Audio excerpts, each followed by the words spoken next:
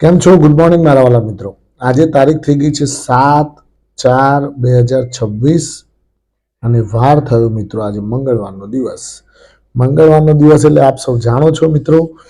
જય જય શ્રી સીતારામ, જય શ્રી હનુમાન દાદા. આજે હનુમાન દાદાનો દિવસ. મંગળવારે બધું મંગળ જ મંગળ થાય એવી હનુમાન દાદાના ચરણોમાં પ્રાર્થના. મિત્રો, બજાર એવા મોડ ઉપર આવીને ઊભું છે કે તમે ના તો વેચી શકો કે ના તો તમે લઈ શકવા માટે પણ ડરો છો. પણ મારું તો એક જ મંતવ્ય છે કે વેલ્યુ બાઇંગ કરવાનો સમય આવી ગયો છે. જ્યાં તમને સારા સ્ટોક્સમાં મોકો મળે એટલે તમે એને તક સમજી અને ઝડપી લેજો. કયા કયા સારા સ્ટોક્સ, તો હું તમને બધા અલગ અલગ સ્ટોક્સ વિશે ખાલી એક ઉદાહરણ આપું છું. જેમ કે L&T ફાઇનાન્સ, લાંબા રેસના ઘોડા જેને કહી શકાય, બરાબર ને. IRFC, પછી આદિત્ય બિરલા કેપિટલ, બરાબર ને. આવા બધા જે સ્ટોક્સ, ટીટાગઢ વેગન્સ, RVNL, NLC ઇન્ડિયા, એવું નહીં સમજવાનું કે બહુ વધારે તૂટેલા સ્ટોક્સ હોય એ જ સારા, આવું નહીં સમજવાનું. દાખલા તરીકે અમુક લોકો એવું વિચારે કે આ તો 70-80% તૂટી ગયો, લાવો આમાં ઇન્વેસ્ટ કરીએ. ના, એ સાલો વધારે તૂટશે, એ ધ્યાન રાખજો. એટલે શક્યતા આવા માહોલમાં પણ જે ઓછો તૂટી શક્યો હોય અને વધારે મજબૂતાઈથી બાઉન્સ મારતો હોય એવા સ્ટોક્સમાં ઇન્વેસ્ટ કરવા. ખરું ને મિત્રો?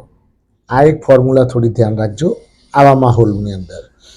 હવે આપણે જોઈ લઈએ ફટાફટ ગઈકાલે બજાર કેવું રહ્યું સોમવારનું, એના ઉપર ફટાફટ નજર નાખી લઈએ. ગઈકાલે જ આપણે એક વિડીયો બનાવ્યો હતો, એમાં કહેલું કે રિકવરી કદાચ આજે આવી પણ શકે, અને ગઈકાલે જબરદસ્ત રિકવરી જોવા મળી.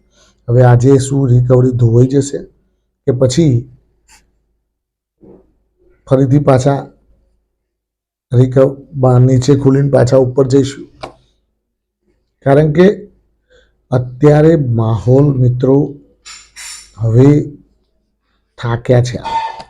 મેં તમને રવિવારના વિડીયોમાં પણ કહ્યું હતું કદાચ કે આ લોકો યુદ્ધથી હવે બજાર પણ થાકી ગયું છે. યુદ્ધ કરી એને હવે કંઈક નવું જુએ છે. હવે આ યુદ્ધ એવા એ નેગેટિવ સમાચારોથી તો એ કંટાળી ગયું છે બજાર તો. એટલે બજાર પોતે હવે બહુ રિએક્શન નથી આપતું. અને FII હવે ગઈકાલનું બજારમાં આપણે જોઈ લઈએ તો ફટાફટ નિફ્ટી મિત્રો 255 અંકના વધારા સાથે 22,968 અંક બંધ જોવા મળી. અને સેન્સેક્સ મિત્રો 787 અંકના વધારા સાથે 74,106 અંક બંધ જોવા મળ્યો. હવે FIDIના ડેટા જોઈ લઈએ તો FIIએ 8167 કરોડની કેશ માર્કેટમાં વેચવાલી કરી, જ્યારે DIIએ 8,088 કરોડની કેશ માર્કેટમાં ખરીદારી કરી. હવે ફટાફટ વધનારા શેરો અને ઘટનારા શેરો ઉપર ફોકસ કરી લઈએ તો વધનારા શેરોમાં મિત્રો ઝાયડસ વેલનેસ 15%ની તેજી જોવા મળી, ટ્રેન્ટ લિમિટેડ 8%ની તેજી, અદાણી ગ્રીન એમાં પણ 7.6%ની તેજી, ગ્રેવિટા ઇન્ડિયા 6.1%ની તેજી, કલ્યાણ જ્વેલર્સ 6.6%ની તેજી, ન્યુલેન્ડ લેબ 6.4%ની તેજી અને L&T ફાઇનાન્સ એમાં પણ 6.3%ની તેજી જોવા મળી. હવે વાત કરીએ ઘટનારા શેરો. તો ઘટનારા શેરોમાં પહેલા નંબરે મોખરે IRB ઇન્ફ્રા. IRB ઇન્ફ્રાએ હમણાં બોનસ પણ આપ્યું મિત્રો, અત્યારે લગભગ 20 રૂપિયાની આસપાસ ચાલે છે. 5.2%ની એમાં ઘટાડો જોવા મળ્યો. ચેન્નઈ પેટ્રોલિયમમાં 5%નો ઘટાડો જોવા મળ્યો. લેટેન્ટ વ્યૂમાં 3.7% નીકળી ગયો. ધુરંધર રિલાયન્સ ઇન્ડસ્ટ્રીઝ, જે રિલાયન્સ ઇન્ડસ્ટ્રીઝ બજારનો હાથી કહેવાય, એ પણ 3.4% ગઈકાલે નીકળી ગયો. હવે એક વસ્તુ વિચાર આવે મિત્રો કે રિલાયન્સ ઇન્ડસ્ટ્રીઝ જેવો શેર આટલો બધો તૂટ્યો હોય અને બજાર સાલું તૂટ્યું નહીં, બજાર રિકવર થયું. એટલે કેમ થયું? તો સામે બીજા બધા ભાથીઓ ખેંચતા હતા બજારને ઉપર. કયા? Axis bank, HDFC bank, ICICI bank, બેંકો ગઈકાલે SBI આ બધા આઉટ પરફોર્મ કરતા જોવા મળ્યા. એટલે આનો જે ઘટાડો છે એ ધોઈને પી ગયા લોકો. રિલાયન્સનો, કાર્બોરન્ડમ યુનિવર્સલ 3.1% ઘટાડો, જૈન રિસોર્સિસ 2.8% ઘટાડો અને ટાટા કેમિકલ 2.7% ઘટાડો જોવા મળ્યો. આજે એક બ્રેકિંગ ન્યૂઝ આવેલા છે મિત્રો. બ્રેકિંગ ન્યૂઝમાં ન્યુક્લિયર પરમાણુમાં આપણને સફળતા મળેલી છે.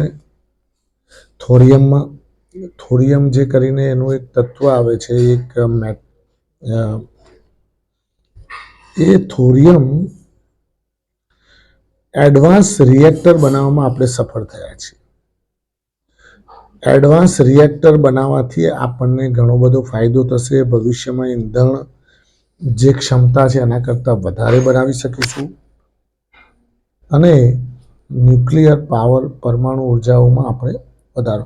એટલે આજે એને લગતા જે સ્ટોક્સ છે, દાખલા તરીકે એમાં કિર્લોસ્કર બ્રધર્સ ગણો, આ બધા જે સ્ટોક્સ છે એ લોકો આજે એની અંદર હલચલ જોવા મળી શકે છે.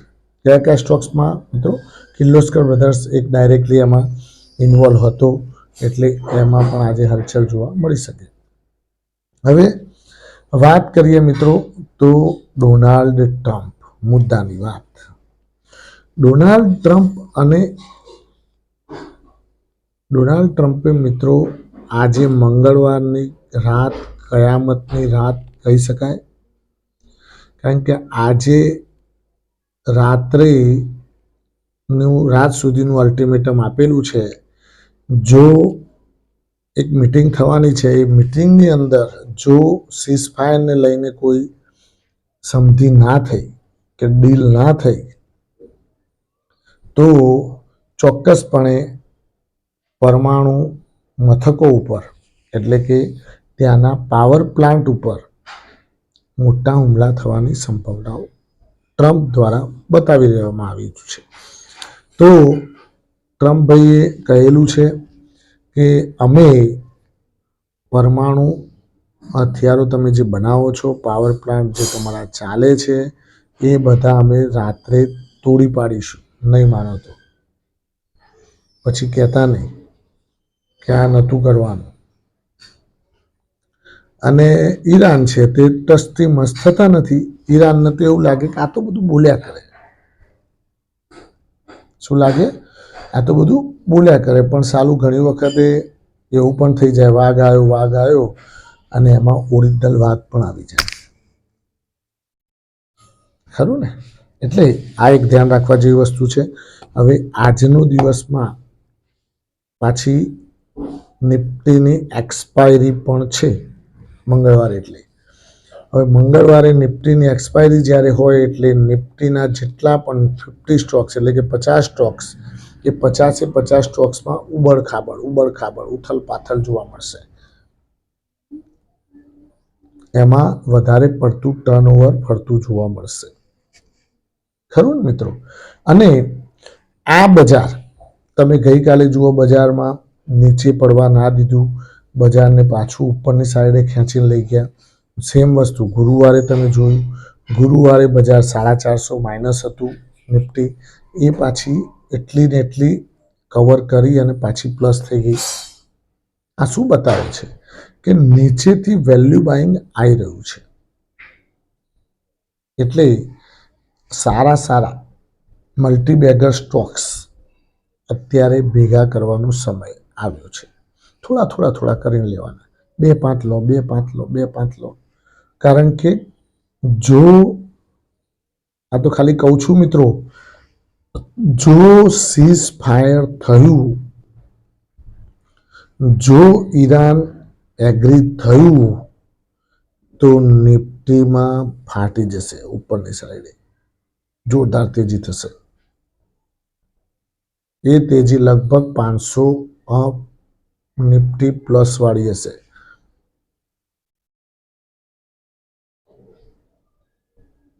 જો માન્યું તો. ના માન્યું તો 500, 400, 500, 300 જે આપણે માઇનસ થઈએ છીએ એ તો એમાં તો કોઈ નવાઈ છે, કારણ કે આ તો પછી ટેવાઈ ગયા ને આપણે તો, ખરું ને મિત્રો? એટલે આ એક અગત્યની વસ્તુ ધ્યાન રાખજો.